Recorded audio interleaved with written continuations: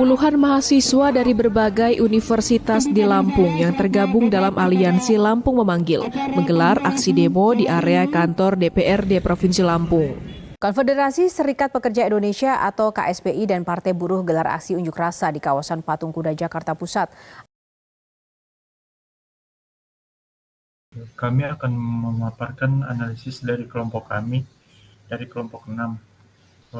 Gerakan sosial. Selanjutnya, gerakan sosial sebagai upaya kolektif untuk mencapai tujuan bersama di luar lembaga yang mapan. Gerakan sosial, menurut Anthony Giddens, ia mendefinisikan gerakan sosial sebagai kelompok orang yang berlobat dalam mencari penyelesaian atau untuk menghambat suatu proses perubahan sosial yang dimana gerakan ini seringkali terjadi setelah terjadinya keresahan sosial. Contoh-contohnya demonstrasi. Gerakan sosial seringkali identik dengan aksi demonstrasi untuk menyampaikan suara atau aspirasi mereka. Kedua, boikot menjadi salah satu gerakan sosial di mana gerakan ini biasanya dilakukan untuk memberikan suatu perubahan melalui penolakan terhadap suatu produk ataupun organisasi yang terafiliasi. 3. Relawan. Kegiatan volunteer juga dapat dikategorikan sebagai gerakan sosial sebab tindakan yang dilakukan memiliki tujuan ingin mencapai perubahan. Jadi perkenalkan, nama aku Alia, biasanya lebih dikenal sebagai Alen. Aku mahasiswa Universitas Bakri, Prodi Ilmu Politik di semester 3. Buat sekarang sih sebenarnya kesibukan aku itu paling kuliah aja sama beberapa organisasi yang aku sedang lakukan gitu. Oke, aku perkenalan dulu ya. Perkenalkan, nama aku Sekar Ajeng, biasa dipanggil Sekar. Aku sekarang mahasiswa semester 3, jurusan Marketing Komunikasi di London School of Public Relations. Terus kesibukan aku sekarang, aku sih lagi aktif di komunitas. Komunitasnya namanya Bekasi Ambil Peran. Aku as media kreatif sama copywriter for Public Facilities Division. Apa yang kamu ketahui tentang gerakan sosial dan apa sih, atau kamu pernah nggak sih menjadi bagian dari sebuah gerakan sosial tersebut? Oke, makasih sebelumnya.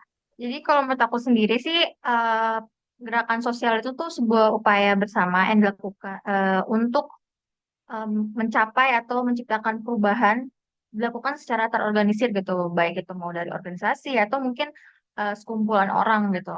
Nah, kalau aku sendiri sih sebenarnya untuk gerakan sosial kayak demo atau campaign secara langsung tuh belum pernah ya.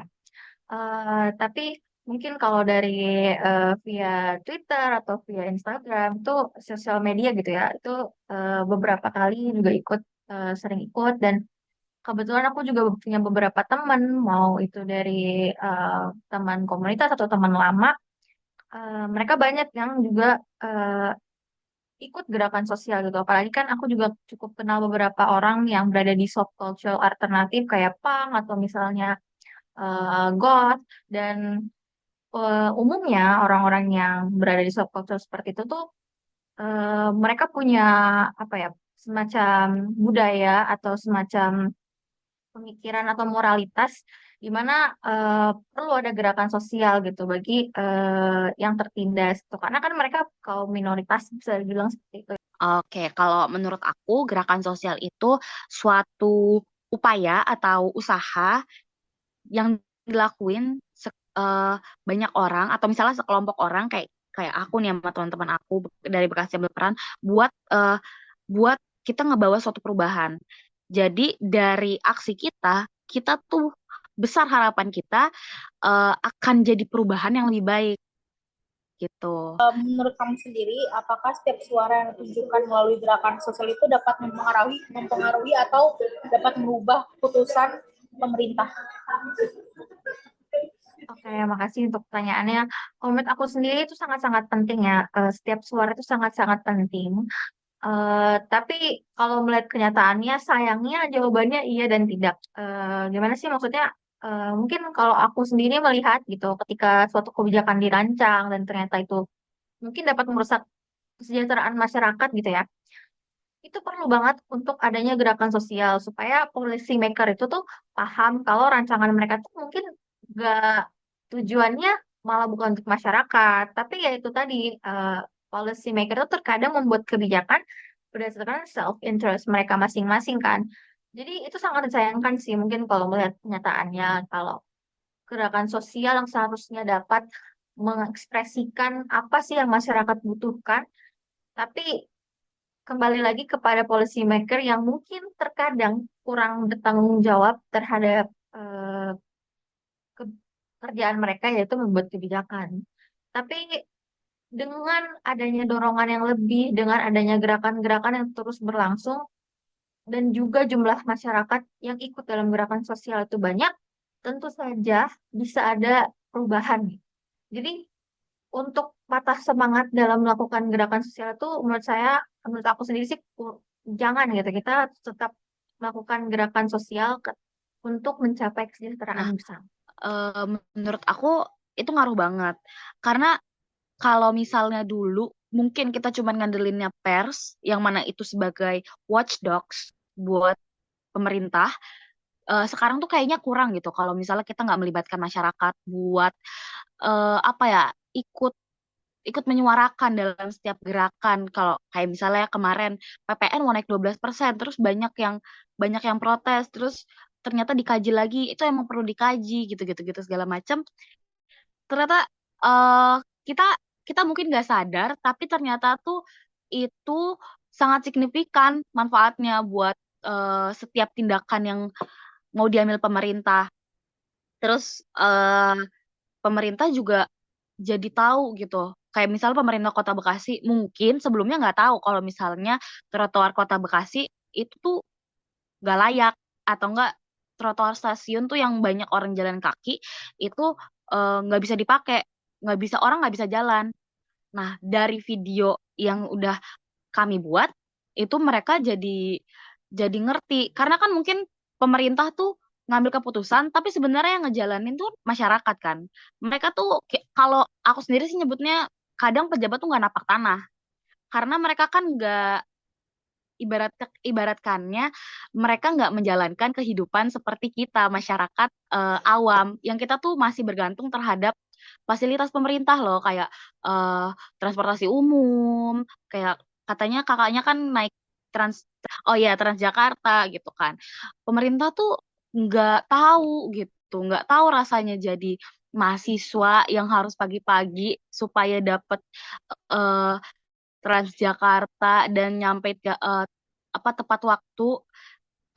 Kita lebih seneng naik Transjakarta karena lebih murah. Kalau misalnya naik mobil, kita nggak semua punya mobil, kita nggak semua punya supir seperti mereka gitu. Itu sih menurut aku. Jadi kalau ditanya berpengaruh apa enggak, sangat berpengaruh. Sebenarnya sih belum sampai sebekasi ya, tapi hopefully bakalan sebekasi, apalagi anak-anak muda atau orang-orang muda. Sebenarnya itu untuk sekitaran anak-anak Bekasi ya. Jadi aku gabung juga pertengahan tahun 2024, dan baru dibuatnya pun itu sama founder-foundernya itu 2024 juga. Jadi masih satu tahun berjalan, tapi kita alhamdulillah udah lumayan banyak nih eh, ngelakuin aksi-aksinya gitu. Kegiatan-kegiatannya pun juga banyak. Mostly anak Bekasi sih. Kita bisa nggak sih sebut kalau misalkan komunitas Bekasi ambil peran itu sebagai komunitas gerakan sosial? Iya, bisa banget. Bisa banget dibuat bisa banget dibilang sebagai komunitas yang bergerak untuk gerakan sosial, karena kita benar-benar menyuarakan nih anak-anak muda Bekasi nih maunya apa sih, keresahan sama kota Bekasi nih apa sih yang diresahin gitu, yang ingin disampaikan tuh apa gitu. Itu kan banyak juga kan gerakan sosial bergeraknya di mana. Nah, kalau kita tuh hampir semuanya gitu. Kita pernah bergerak di bidang lingkungan, fokus yang ke lingkungan, terus abis itu ke politik, ke pendidikan gitu sih menurut aku. Aku sendiri senang banget eh, apa ikut terjun langsung buat merubah dan involve buat gerakan sosial. Tadi kan Bekasi ambil peran itu juga bisa dikatakan sebagai gerakan sosial ya. Nah, kalian itu menyampaikan gerakan kalian tuh lewat apa sih, Kak? kita ngelakuin gerakan sosial tuh ada banyak ragamnya. Tapi eh kita itu ke sosial media. Kita pakai sosial media tuh jadi alat untuk ini sih ngelakuin gerakan sosial. Ini kakaknya pengguna fasilitas umum Kak? Fasilitas umum nggak? Betul, aku naik transportasi umum KRL? kebetulan. Iya, Oh, pakai. Transjakarta, KRL pernah Pakai. pernah sering juga naik. Sering. Nah, kalau misalnya sadar, stasiun Kota Bekasi itu punya penyakit yang namanya eskalator mati. Nah, dulu tuh pernah viral, sempet rame tuh yang naro apa bunga di depan eskalator stasiun Bekasi yang mati. Nah, itu tuh dari Bekasi ambil peran kerjasama sama komunitas lain. Nah, dari situ kan viral tuh. Itu kita pernah. Terus kita juga pernah, oh, kalau itu belum ada aku di komunitas itu, kalau pas aku join, aku ingat banget dulu pas pertama aku join, aku pernah bikin video dan ternyata itu viral di TikTok. Aku lupa ya nonton berapa, tapi nyentuh 300.000 ke atas. Itu kita ngebahas tentang lagi-lagi penyakit stasiun Kota Bekasi, yaitu kemacetan. Jadi kita kita nggak stasiun Kota Bekasi sih, eh, Kota Bekasi yang nggak punya dan nggak memfasilitasi apa trotoar. Sementara kan itu kan hak pejalan kaki kan. Tapi kalau misalnya kita ingat-ingat, kenapa trotoar di Bekasi tuh jelek dan nggak bisa dipakai gitu. Nah, ternyata ternyata banyak banget nih penyebabnya kayak pedagang yang nggak dialokasikan ke tempat yang lebih oke gitu. Terus habis itu jalanannya emang rusak, nggak ramah disabilitas. Nah, aku dan timku kami ngebuat video TikTok buat mengkritisi itu. Kayak misalnya kita nggak bisa jalan nih karena ke apa? Ketabrak tiang.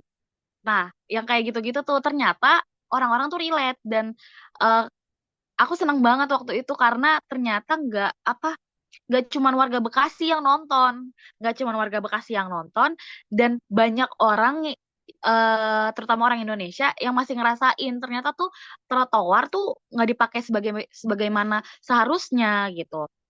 Terus dari viral itu aku ingat banget sebulan kemudian apa 2 minggu sampai sebulan kemudian eh tim leaderku itu dia pengguna KRL kan setiap hari, hampir setiap hari.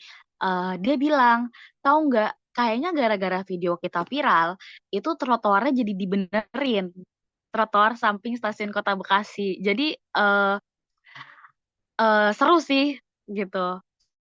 Seru banget. Aku jadi seneng gitu. Kayak, oh ternyata bisa bermanfaat ya dari gerakan sosial sesimpel kita bikin video TikTok gitu. Besar banget harapan aku buat orang-orang tuh jangan takut buat nyuarain politik karena politik tuh sangat berperan besar kalau misalnya kita eh, nggak melek sama politik itu tuh sayang banget karena sebenarnya kalau misalnya kita nganggep politik itu cuman obrolan orang dewasa atau obrolan orang tua itu tuh lebih dari itu karena sebenarnya kayak saat kita nyuarain politik kita kayak political views kita eh, terhadap pemerintahan itu sebenarnya berperan besar gitu untuk kehidupan kita sehari-hari. Kayak apa yang mau diambil keputusan oleh pemerintah kan harusnya bisa dikaji lagi loh. Menurut masyarakat seperti apa. Nah, itu tuh sebenarnya nyambung ke politik gitu. Tapi banyak orang tuh ngerasa politik tuh cuman pemilu. Nah, sebenarnya tuh kan lebih dari itu. Jadi besar harapan aku orang-orang bisa bisa lebih aware sih sama politik, ekonomi, gitu. Ya, halo, selamat siang Bapak.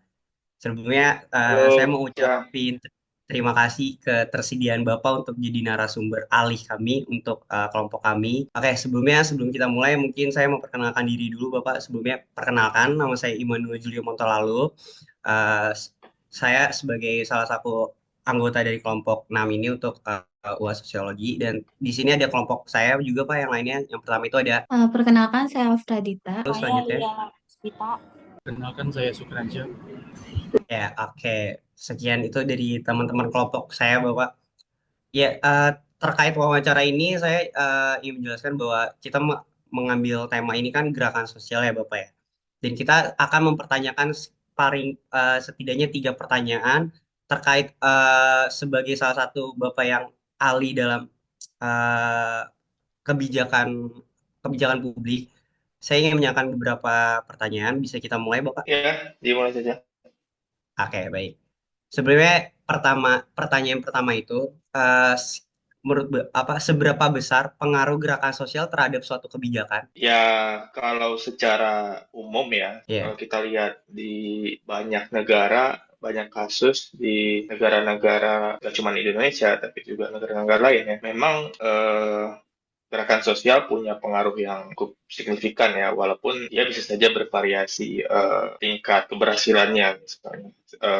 Tergantung konteks, ya banyak faktor, bisa faktor sosial, faktor ekonomi. Dan secara umum, gerakan sosial selalu dianggap sebagai kekuatan penggerak, kekuatan salah satu kekuatan major ya yang dianggap bisa memengaruhi perubahan sosial termasuk dalam reformasi kebijakan gitu ya, misalnya ya pemerintah punya kebijakan apa terus direspon sama gerakan sosial gitu ya karena dianggap nggak sesuai dengan aspirasi masyarakat sehingga mereka misalnya melakukan tindakan-tindakan yang mungkin sifatnya unkonvensional ya untuk memengaruhi keputusan itu gitu. Sehingga nanti undang-undangnya bisa jadi diubah gitu, diamandemen gitu atau dicabut atau ada perubahan dalam implementasinya gitu ya. Tergantung tadi ya, tergantung tuntutannya ya. Nah, ini kita bisa banyak lihat ya contoh-contoh yang dianggap sukses di berbagai belahan dunia gitu ya. Misalnya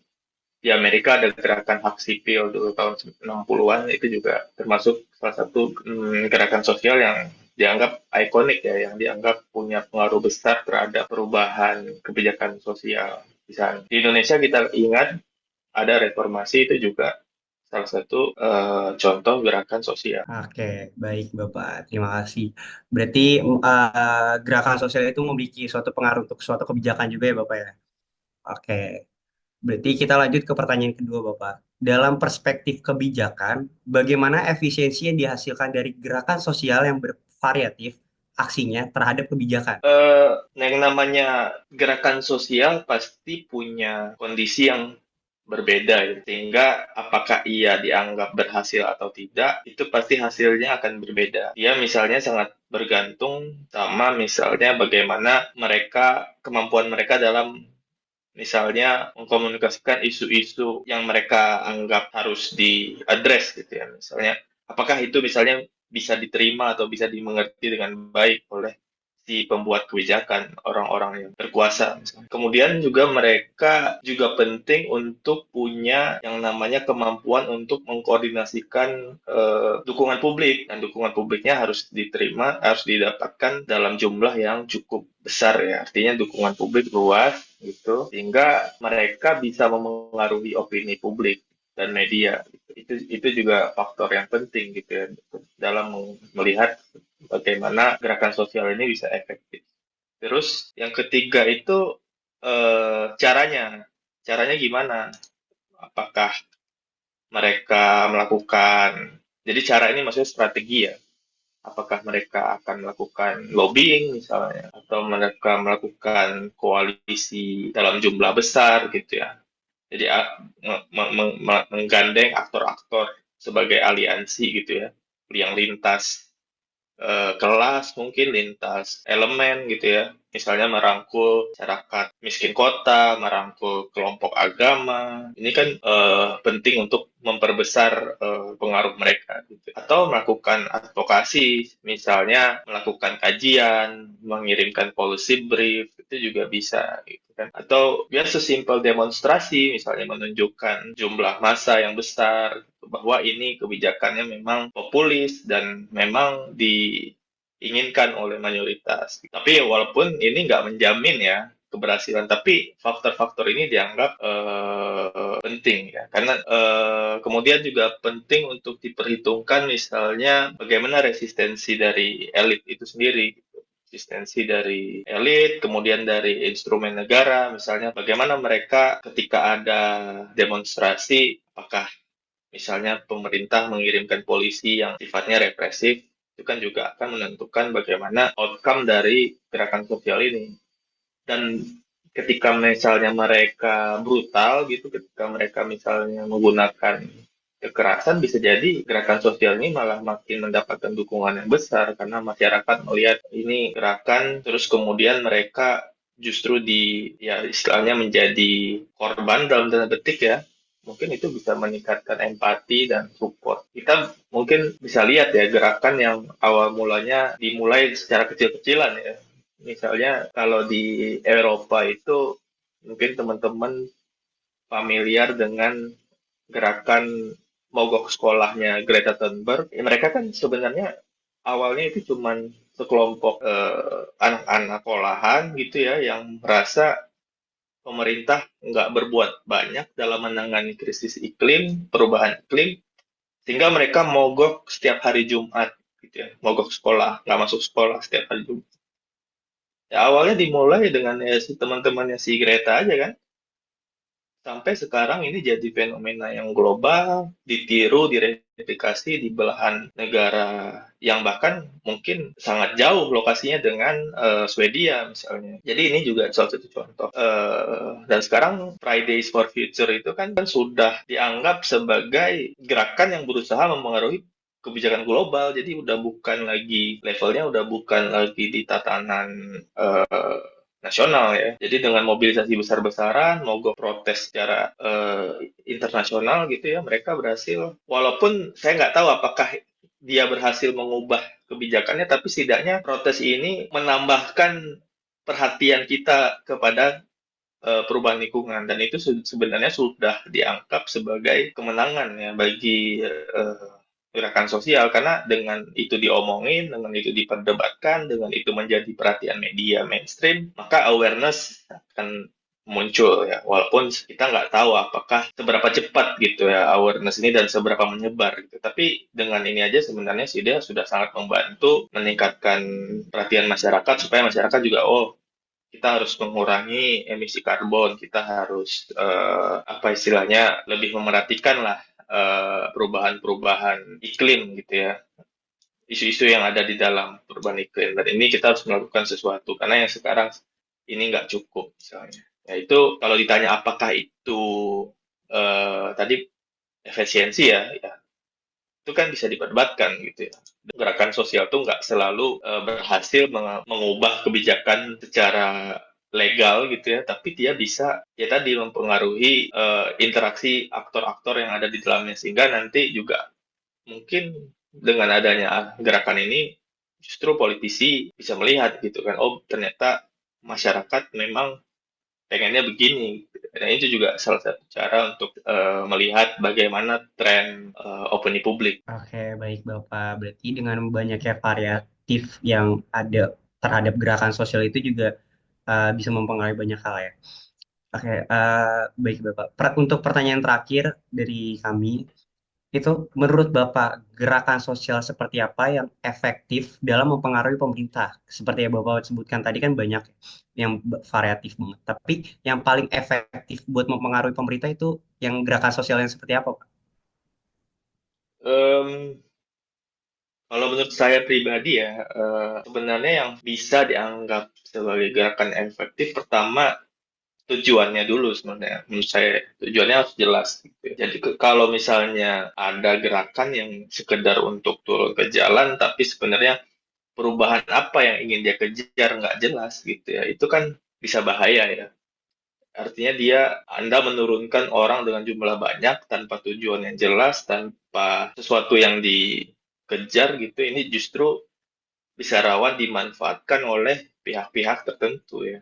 Bisa misalnya, nah ini mungkin bisa menjelaskan kenapa ada gerakan sosial yang bubar dengan sendirinya atau nggak berhasil gitu ya, karena tadi tujuannya aja belum disepakati gitu. Nah, gimana caranya supaya ada kesepakatan itu? Nah, ini disinilah sebenarnya membangun koalisi, aliansi itu jadi penting gitu ya.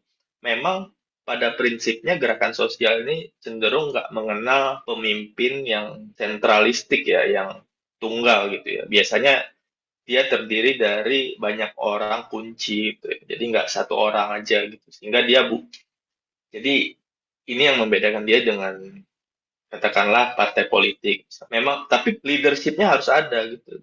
Leadership-nya harus kuat sehingga tadi mereka bisa merumuskan tujuannya ini apa, gitu. Tujuan gerakan sosial ini apa. Sehingga mereka juga bisa menentukan apa strategi mobilisasi yang kita anggap baik. Artinya mereka harus terorganisir. Misalnya, oh kita mau kampanye di medsos, medium apa yang kita gunakan gitu. Apa isi kontennya. Nah ini kan juga harus didiskusikan gitu ya. Walaupun nanti akan ada efek, ada semacam multiplier effect ya, yang dimana nanti pesan-pesannya direplikasi, disebarluaskan, diseminasikan secara sporadik ya, lewat masyarakat misalnya yang setuju, misalnya kayak misalnya contoh waktu itu kan ada, kalau teman-teman ingat, ada gerakan peringatan darurat ya yang pakai cover warna biru itu yang dengan logo Pancasila. Nah itu kan cukup sporadis ya, artinya nggak ada relatif nggak ada siapa sosoknya, nggak ada kan. Tapi tujuannya kan jelas gitu ya. Tujuannya jelas, dia menolak waktu itu kan konteksnya revisi undang-undang pemilu. Jadi ada tujuan yang jelas gitu ya. Sehingga tadi kalau misalnya mereka terorganisir, pasti dukungan akan lebih mudah diperoleh. Kemudian gerakan sosial yang efektif juga harus bisa merangkul kelompok-kelompok yang beragam gitu ya. Ya. Jadi dia harus bisa merangkul berbagai lapisan masyarakat gitu. Jadi nggak cuma satu atau dua kekuatan aja. Dan ini kan kita bisa lihat gitu ya, waktu misalnya ada demonstrasi reformasi itu kan yang demo bukan cuma mahasiswa aja kan, tapi juga ada elemen-elemen lain gitu. Ada masyarakat, terus ada NGO gitu ya. Jadi ini harus perhatikan kalau kita mau mewujudkan tadi gerakan yang efektif dalam memengaruhi kebijakan pemerintah gitu ya. Itu sih yang bisa saya sampaikan ya. Oke, baik Bapak. Berarti dengan gerakan sosial itu efektif dengan adanya tujuan yang jelas dan mengajak seluruh instrumen-instrumen dan lapisan seluruh masyarakat ya Pak ya, untuk bisa mempengaruhi pemerintah itu sendiri ya. Baik, berarti sampai di sini saja wawancara kami. Sebelumnya kami mengucapkan terima kasih banyak Bapak untuk ketersediaannya menjadi narasumber kami dan untuk waktunya Bapak sediakan. Terima kasih banyak. Sekali lagi kami mengucapkan terima kasih banyak untuk Bapak. Wawancara bisa kita akhiri dengan ini Bapak. Terima kasih Bapak. Ya, sama-sama. Sukses ya. Sukses. Bapak. Terima kasih Pak. Analisis berdasar hasil wawancara yang telah kami lakukan, gerakan sosial dapat dilakukan oleh berbagai lapisan masyarakat melalui berbagai aksi atau tindakan, tidak hanya melalui demo, dengan tujuan agar tersampaikan aspirasinya. Gerakan sosial kian bervariatif aksinya. Jika sebelumnya gerakan sosial identik dengan aksi demonstrasi atau demo di depan gedung pemerintahan yang disalurkan lewat berita di TV atau koran harian. Namun, kini gerakan sosial dapat dilakukan melalui berbagai aksi, baik salah satunya menggunakan jejaring sosial atau sosial media yang digunakan sebagai alat untuk menjangkau masyarakat luas. Lanjut, ada gerakan sosial dapat mempengaruhi tindakan atau perilaku yang akan diambil oleh pemerintah dalam menentukan suatu kebijakan yang akan diimplementasikan. Gerakan sosial tidak selalu berhasil untuk mengubah suatu kebijakan atau mempengaruhi pemerintahan. Namun gerakan sosial dapat memberikan perspektif dari aktor-aktor yang berada di dalam sebuah kebijakan ataupun masyarakat yang tidak menjadi bagian dalam gerakan tersebut. Selanjutnya ada kesimpulan dari kelompok kami, perubahan sosial dapat terwujud melalui sebuah gerakan sosial yang dilakukan oleh individu ataupun sekelompok masyarakat yang memiliki tujuan yang sama, meskipun tidak semua gerakan sosial yang diupayakan dapat mencapai keberhasilan. Namun setiap gerakan yang dilakukan setidaknya dapat menimbulkan butterfly effect yang dapat mempengaruhi suatu kebijakan atau perilaku aktor yang berada dalam perumusan sebuah kebijakan. Oke, sekian analisis dari kelompok kami, kelompok 6. Terima kasih.